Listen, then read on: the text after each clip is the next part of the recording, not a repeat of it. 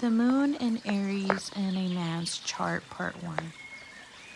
The moon in Aries man, they are they can be introverted depending on the sun sign. In the moon, the sign Aries is a fire sign. So it's actually like a square, because the moon would be more so like in the element of water. So here we have a problem where the person doesn't know whether to be introverted or extroverted. They don't know whether to act on their emotions or not to act. They are too self-aware of how they come off, or too self-aware of how they appear to others, because the sign of Aries is about the self. It's the first house.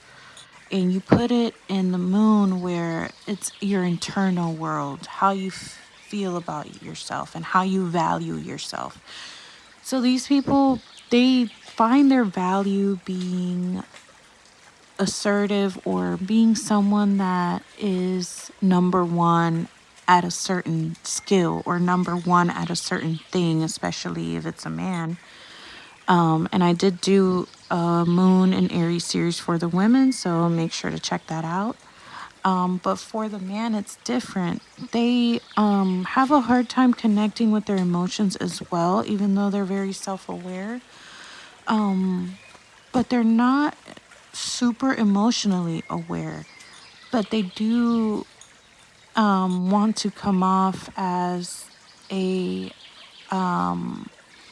fighter, or someone distinct and different, an individual around others. That's how they want to appear. And they are very loyal, but they're also vindictive, because they're kind of an eye for an eye type of people, because it's in the emotions. So it's easier, especially for a man, it's easier for them to feel anger or want revenge. It's easier for them to feel that than for them to feel a deep hurt or deep sadness, even though, of course, they can feel that, but it just takes them a little bit longer.